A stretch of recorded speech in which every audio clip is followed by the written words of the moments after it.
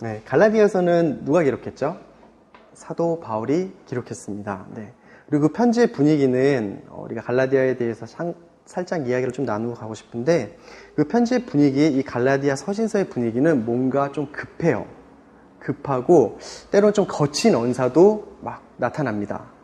그리고 어떤 부분에서는 상당히 사도 바울의 아픈 마음을 전하기도 하고요. 어떤 부분에서는 분노에 차서 다다다다닥 이야기를 하는 모습도 볼 수 있습니다. 왜 그랬을까요?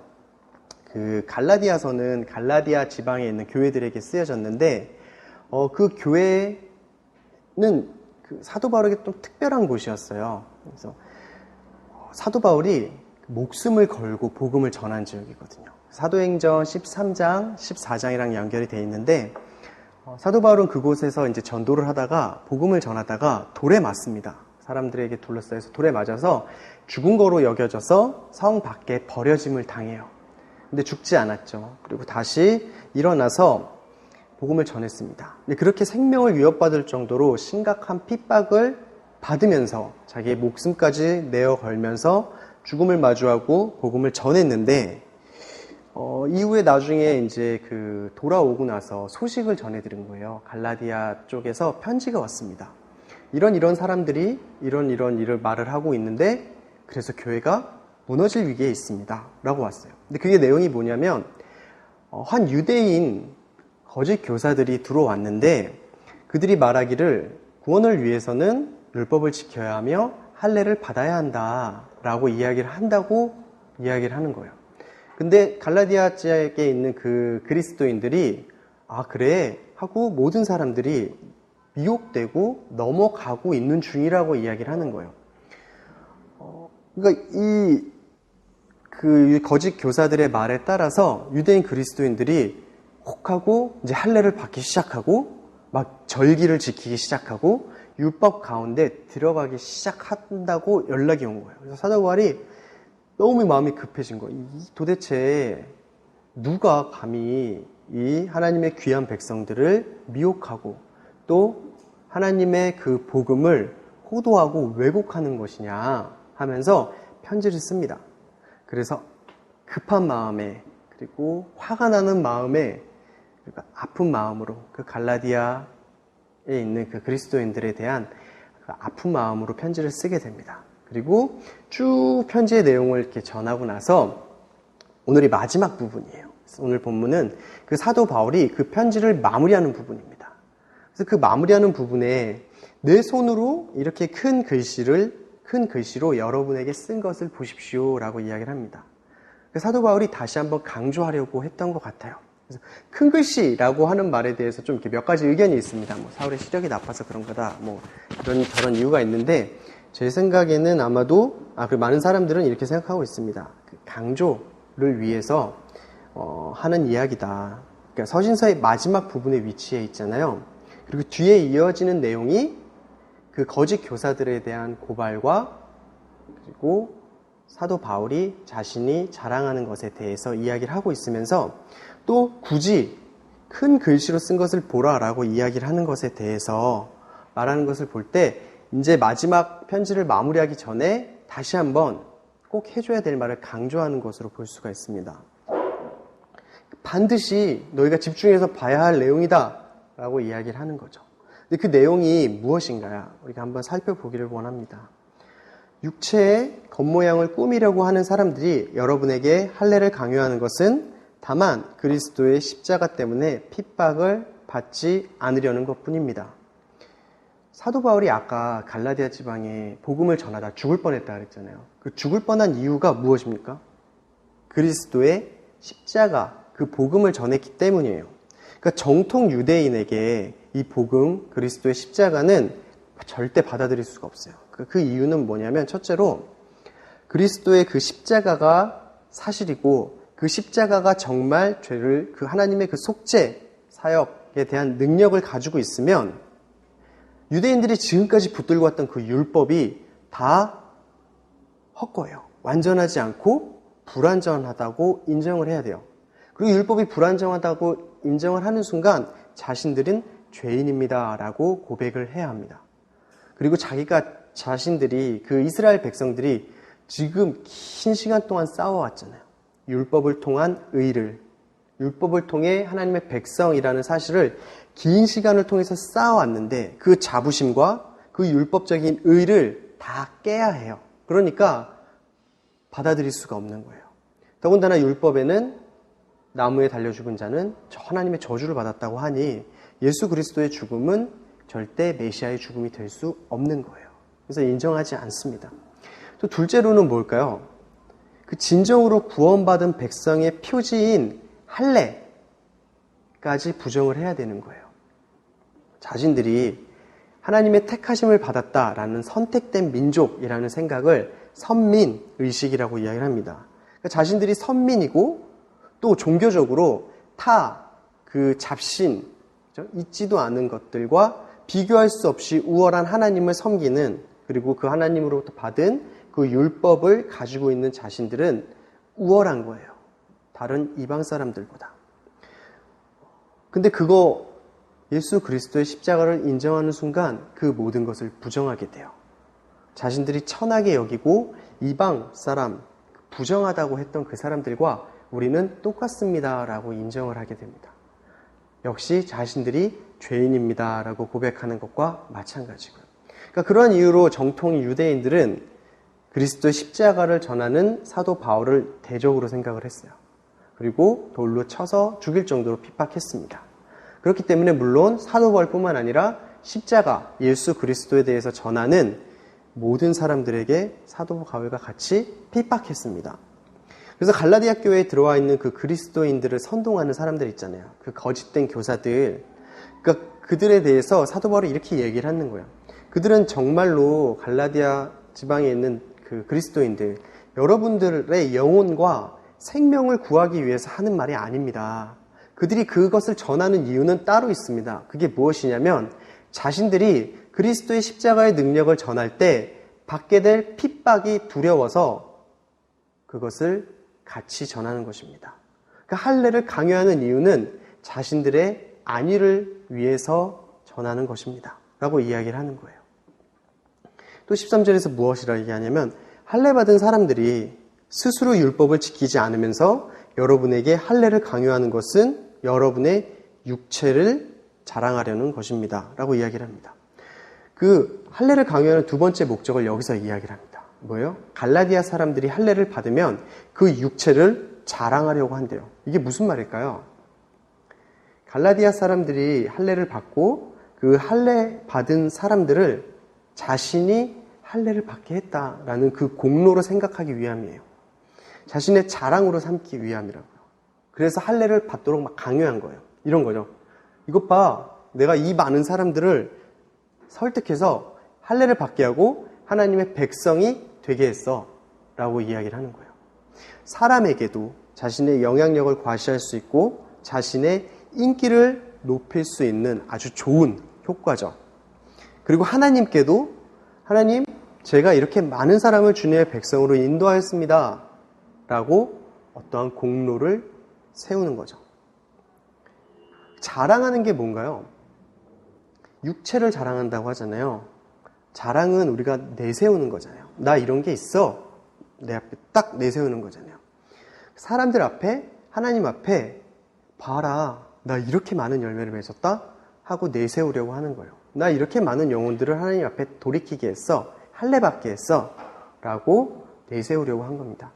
그러니까 사도 바울은 그 거짓된 교사들이 갈라디아 교인들에게 속이는 말을 한 이유가 바로 다른 게 아니라 거짓 교사들이 자신들을 위해서 당신들에게 할례를 강요하고 있습니다 라고 이야기를 하는 거예요. 그러니까 자신의 안위와 핍박을 피하기 위해서 그리스도의 복음을 그 할례라는 율법을 더한 거예요. 그리스도와 십자가를 전해도 할례를 더하여서 전하는 거예요. 그러니까 갈라디아 지역의 그리스도인들을 사랑해서 한 것도 아니고 자신의 공로의 한 부분으로 채워 넣기 위해서 할례를 강요하고 있었습니다. 근데 사도 바울은 무엇이라고 얘기하나요?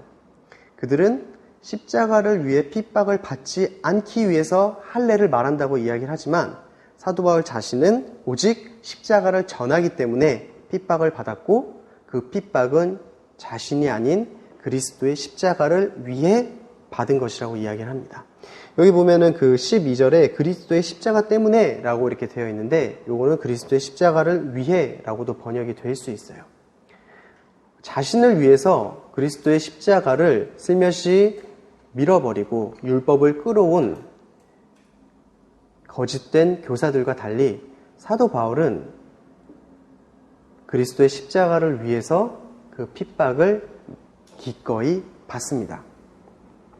그리고 또 사도 바울은 이렇게 얘기합니다. 자신이 육체로 행한 모든 것에 있어서 구원의 공로가 전혀 없다고 이야기를 합니다. 육체로는 아무것도 얻어낼 수 없음을 이야기를 합니다. 그래서 이렇게 고백하죠. 14절. 그러나 내게는 우리 주 예수 그리스도의 십자가 외에는 결코 자랑할 것이 없습니다. 그리스도로 인해 세상이 내게 대해 십자가에 못 박혔고 나 또한 세상에 대해 그러합니다.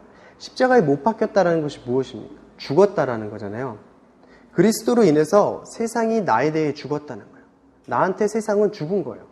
거꾸로 세상에 대해서 나는 죽은 거라고요. 그렇기 때문에 세상의 그 육체와 어떠한 열매는 죽은 자에게 의미가 없죠. 그 자신이 그리스도의 십자가 외에는 아무것도 영향력을 가지지 못한다. 자랑할 것이 없다. 내세울 것이 없다라고 이야기를 합니다.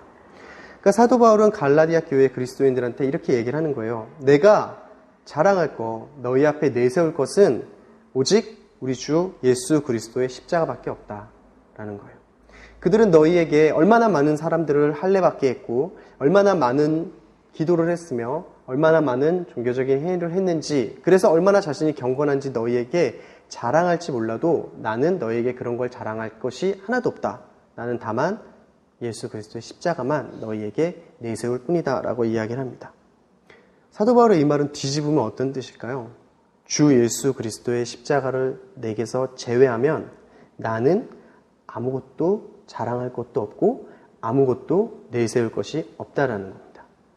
그러니까 우리가 주 앞에 무엇을 내세우고 무엇을 근거로 주님께 어떤 것을 요구할 수 있겠습니까? 우리가 얼마나 큰 선행을 너무나 많이 해서 얼마나 많은 사람을 구한다고 해서, 아니면 저기 수도사들 있죠. 수도사들처럼 얼마나 길게 오래 괴롭게 자신을 아프게 하는 고행을 해서 시간을 보낸다고 해서 하나님 앞에 그것이 우리를 구원하는데, 우리를 새롭게 하는데 조금이라도 영향을 줄 수가 있냐고 물어보는 거예요. 전혀 없죠. 우리가 아무리 오랜 시간을 기도한다고, 우리가 아무리 많은 사람을 구한다고, 우리가 아무리 좋은 일을 한다고 해서 우리의 구원에 전혀 1의 반도 하나님 앞에 아무런 내세울 근거가 되지 않는다는 거예요. 우리가 하나님 앞에 무엇을 근거로 요구할 수 있을까요? 구원을. 우리가 하나님 앞에 무엇을 근거로 그 사랑을 요구할 수 있을까요? 그러니까 만약 조금이라도 우리 안에 그런 생각이 있다면, 이 거짓된 교사들처럼 그런 생각이 있다면 그건 정말 큰 교만이 아닐 수 없습니다. 왜냐하면 내 성취와 노력이 하나님께 무언가를 달라고 요구할 수 있는 근거가 되는 거예요. 된다고 생각을 하고 있는 거예요. 내가 그래서 이만큼 했으니 하나님께 이것을 요구하면 하나님께서 들어주셔야 됩니다 라고 나의 어떠한 행위와 노력이 하나님 앞에 당당하게 요구할 수 있는 권리처럼 생각을 하고 있는 거예요. 그건 무슨 뜻이냐면, 구원에 있어서 그것은 무슨 의미가 있냐면, 십자가에서 이루신 그리스도의 사역이 불완전합니다. 그리스도의 사역이 불충분합니다 라고 하는 말과 동일합니다. 주님께서 십자가에서 죽으시고 부활하셔서 감사합니다. 근데 조금 모자라네요. 제가 그 모자란 부분을 채워 넣어야겠습니다. 그래야지 완전해질 것 같습니다. 라는 고백. 아니면 예수님 길을 열어주셔서 감사합니다. 우리를 하나님께 나아갈 수 있는 길을 열어주셔서 감사합니다. 그러면 이제 제가 그 길에 서서 하나님께 직접 복을 요구하겠습니다. 그러니 잠깐 옆으로 나와주세요. 라고. 그러니까 예로 들은 말이지만 감히 입술로 우리가 하기도 좀 불경한 말이라 좀 죄송하긴 하지만 그렇잖아요. 이게 내가 하나님 앞에 나의 행위로 무언가를 요구할 수 있다라는 생각이 조금이라도 있을 때 우리 마음속 깊숙이에 자리 잡은 생각입니다. 근데 주 예수 그리스도의 십자가를 우리 안에서 제외하면 나라는 존재는 아무것도 아니죠. 내가 무엇을 갖고 있든 어떤 능력을 가지고 있던 내가 얼마나 큰 성취를 했든 아무 소용이 없습니다.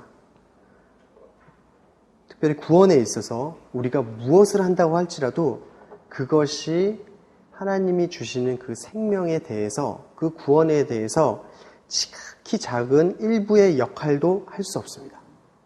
생명에 대해서는 우리가 아무 것으로도 살 수 없죠. 돈으로 살 수 있나요?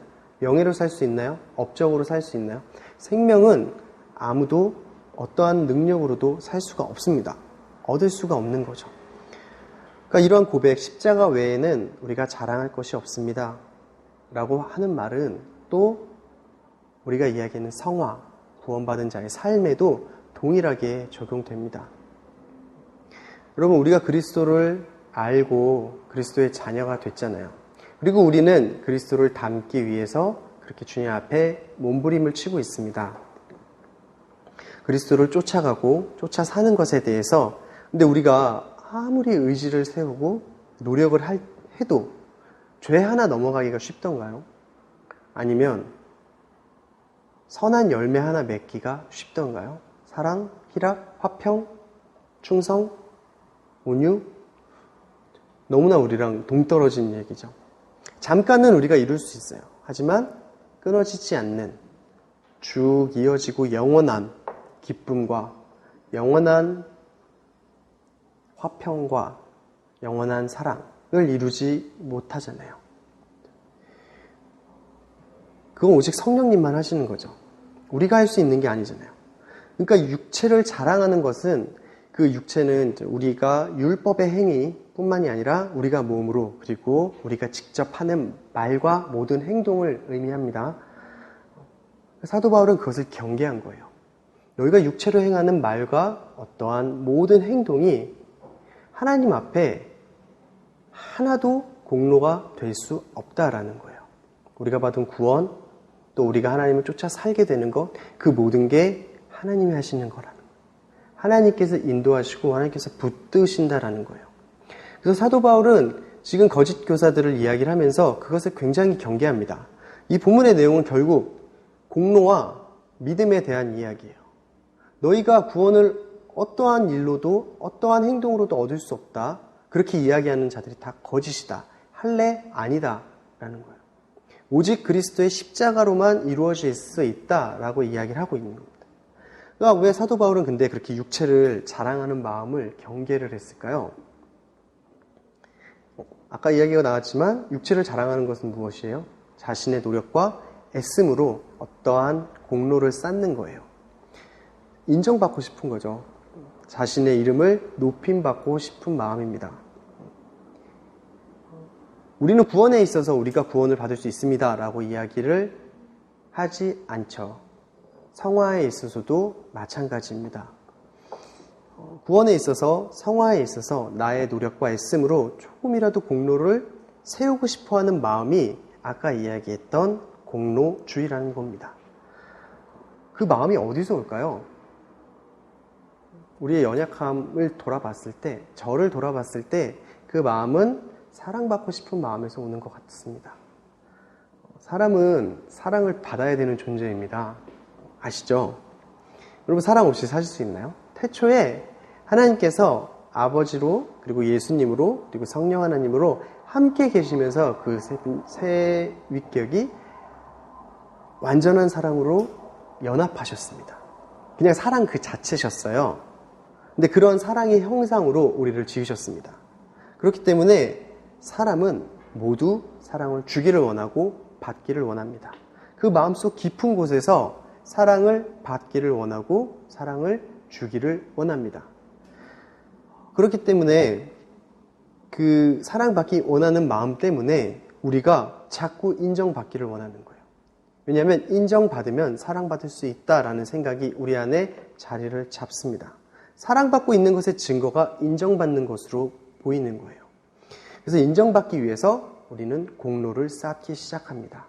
내가 이만큼을 쌓아놓으면 많은 사람들이 우와, 괜찮은 사람이네 라고 호감을 가지고 또 내가 변함없이 그 공로를 쌓아가는 것을 보고 사랑을 줄 수 있고, 그러니까 결국 그 사랑받기 위해서 애쓰는 것이 우리가 쉽게 눈에 보이는 공로로, 그 공로를 쌓는 것으로 이렇게 진행이 되곤 합니다. 근데 그 사랑은 우리가 다 알다시피 하나님으로밖에 채울 수가 없잖아요.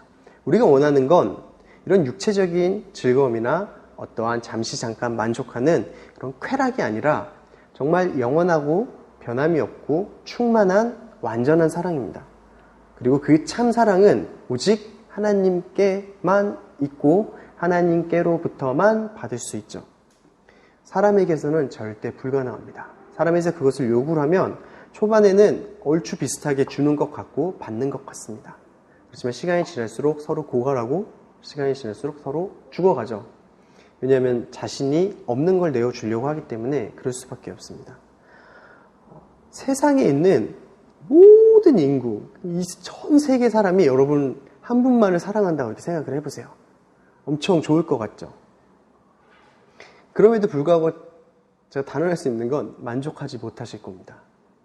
세상의 모든 사랑을 홀로 다 받아도 만족하지 못할 거예요. 한 달은 되게 좋을 거예요. 기분 좋지만 금세 지칠 거고 금세 시들해질 겁니다. 왜요? 그것들이 나를 온전하게 채울 수 있는 사랑이 아니라는 걸 알게 되니까. 참사랑은 오직 하나님의 사랑밖에 없습니다. 그래서 하나님이 아닌 사람의 인정, 그 사람의 사랑을 받기 원해서 하는 그 모든 것들은 죄이고 또 사람의 인정을 받는 것에 속박되고 노예가 되는 일이 우리에게 종종 있습니다. 근데 지금은 조금 다른 이야기를 좀 할까 합니다. 하나님께 그 사랑을 받아야 하는 것을 알잖아요, 우리가. 그럼 하나님께 사랑받기 위해서 어떻게 있어야 될까요? 에 대한 부분을 우리가 같이 좀 나누길 원합니다.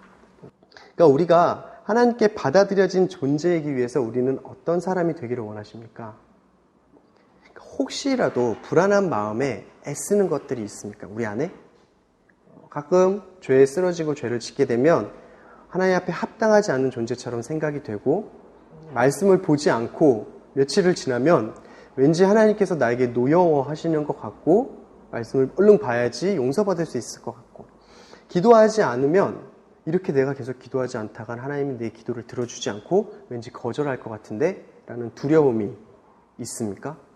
내가 사랑받기 위해서 사랑받기에 합당한 모양, 합당한 모습을 합당한 존재가 돼야 된다고 이렇게 생각하지는 않으시나요?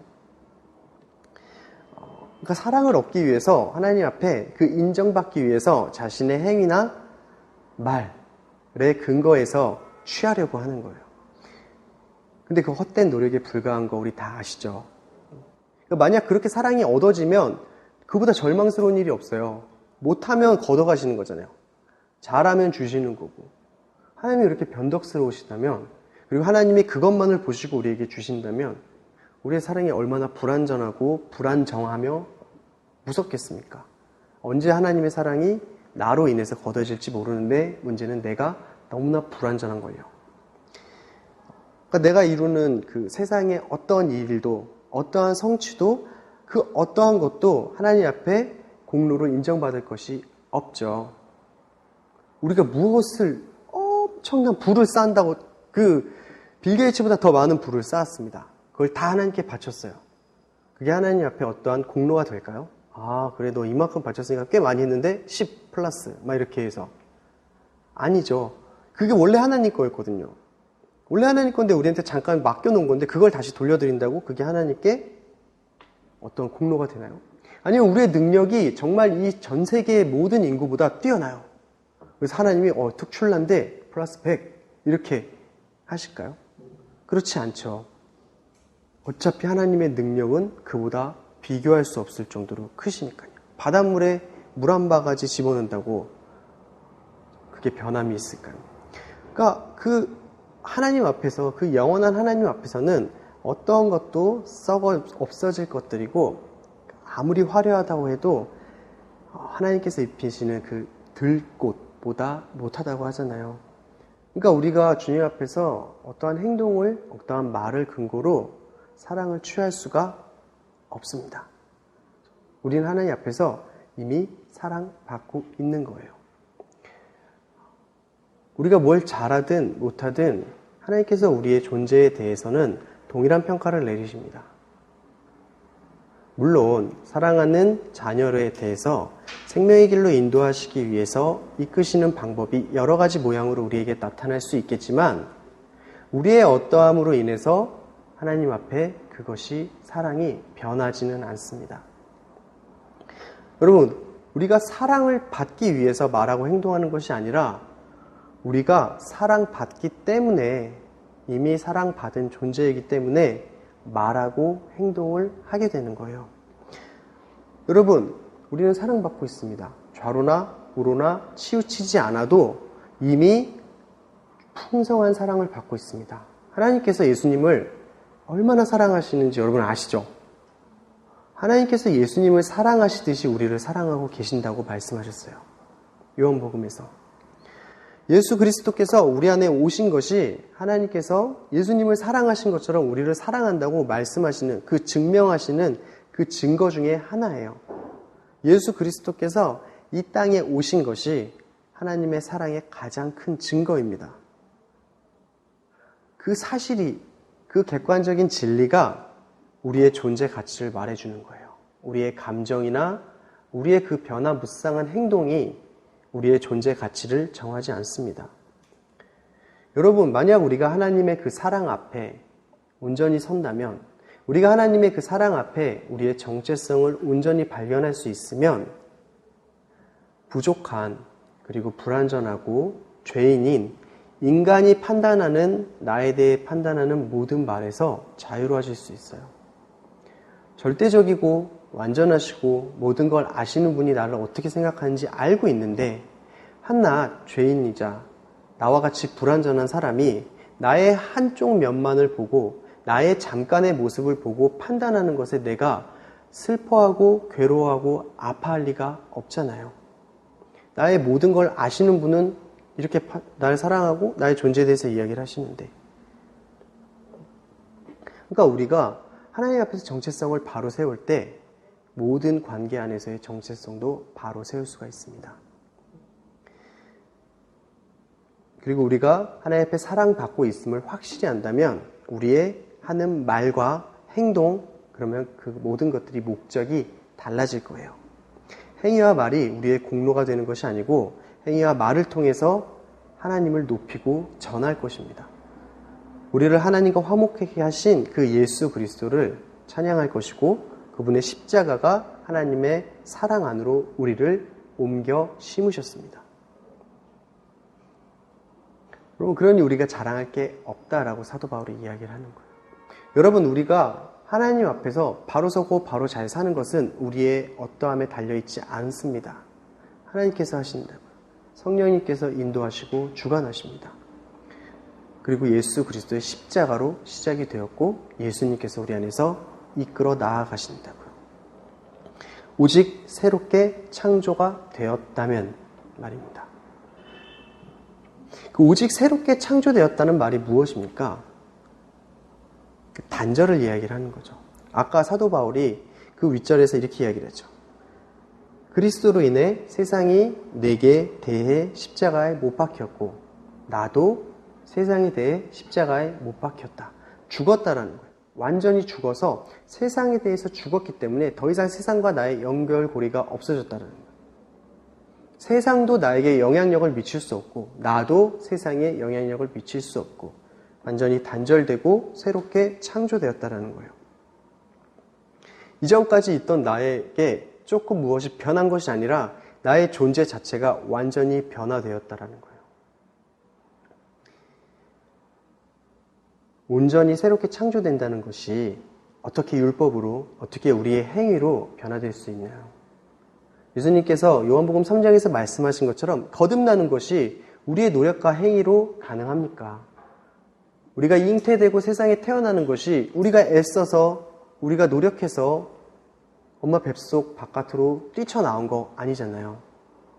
하나님께서 하신 것이고 하나님께서 새로 태어나게 하신 것이고 온전히 새로운 존재가 되었습니다. 고린도후서 5장에서 보라, 이전 것은 지나갔으니 새로운 피조물이다 라고 이야기를 하죠. 완전히 새로운 존재가 된 거예요. 그 그 말은 뭐냐면 예수 그리스도를 주로 영접한다는 것은 이제까지 내가 가지고 있던 것들이 그것을 다 가져도 충분하지 않으니 거기에 그리스도를 더하면 완전해질 거야 라는 뜻이 아니에요. 성경은 이렇게 얘기합니다. 내가 그리스도를 내 삶에 첨가해서 내 삶을 더 윤택하게 만드는 것이 아니라 내가 변하고 내가 완전히 새로운 존재가 되는 것입니다. 그리스도를 받아들인다는 건 그런 거예요. 우리가 가진 무엇에 대해서 추가하는 게 아닙니다. 그 모든 걸 버리고 그분을 받아들이는 거예요. 우리가 의지하던 모든 것을 버리고 예수 그리스도를 붙잡는 거라고요. 그리스도로 인해 세상이 내게 대해 십자가에 못 박혔고 나 또한 세상에 그러합니다. 라고 사도 바울이 그렇게 이야기를 하죠. 할례 구원의 표지나 행위적인 문제가 중요하지 않다는 건 아니에요. 우리가 믿음의 안에 있는 사람으로 그리스도를 사랑하고 그리스도를 따르는 자로서 주의 말씀을 따르고 순종하고 성령의 열매를 맺는 일은 분명히 중요합니다. 그리고 드러나야만 하고, 하지만 우리가 새롭게 되지 않았으면 그 모든 게 의미가 없는 거예요. 할례를 받든 할례를 받지 않든 오직 새롭게 되는 게 중요합니다라는 것은 우리가 주님의 말씀을 순종하고 순종하지 않고에 따른 것이 아니라 더 중요한 게 우리가 오직 새롭게 되는 것이라는 거예요. 여러분, 우리가 새롭게 되었습니까? 완전히 새로운 피조물이 되었습니까? 우리가 잠시 잠깐 성령의 모든 열매를 흉내낼 수 있습니다. 하지만 그 열매는 안이 썩어 있죠.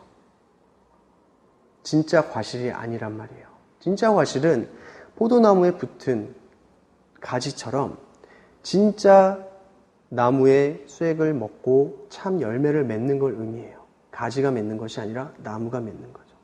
우리가 변화되었다면 우리 안에 계신 성령님께서 성령의 열매를 맺어 가실 거예요. 그러니 우리의 눈으로 보았을 때는 행위적인 모습으로는 동일할 수가 있습니다. 하지만 중요한 건 무엇이냐? 새롭게 변화가 되었냐는 거죠. 그리고 우리를 새롭게 변화시키실 수 있는 분, 우리를 새로 창조하실 수 있는 분, 우리를 구원하시는 분이 오직 예수 그리스도, 그리고 예수 그리스도의 십자가 사역으로만 인한다는 거예요. 우리는 새롭게 창조되셨습니까? 여러분은 새로운 창조물이, 피조물이 되셨습니까? 자, 그럼 그것에 대한 근거를 저에게 말씀해 주세요. 나는 구원받았습니다. 어떠한 근거로? 나는 완전해질 것입니다. 믿으십니까? 무엇을 근거로 하실 수 있겠습니까? 이 사도 바울이 자랑한다고 이야기를 하잖아요. 여기에 답이 있습니다. 자랑하는 게 무엇입니까? 하나님 앞에 내세우는 거예요. 하나님 앞에 왜 내세웁니까? 근거로요. 우리가 하나님 앞에 내세울 근거는 나의 말과 행동이 아니라 예수 그리스도의 십자가입니다.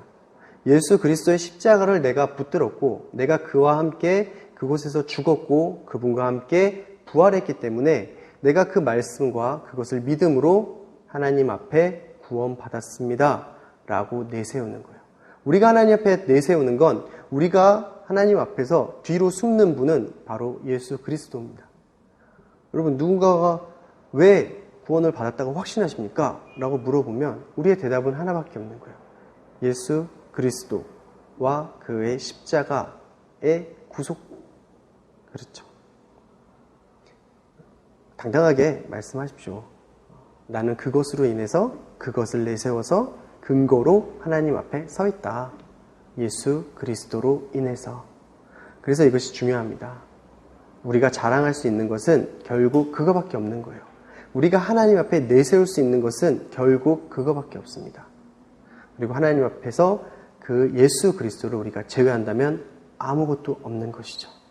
우리가 오직 사도 바울의 고백처럼 우리의 모든 삶과 우리의 구원과 생명 앞에 오직 예수 그리스도만을 자랑하고 내세우는 존재가 되기를 원합니다.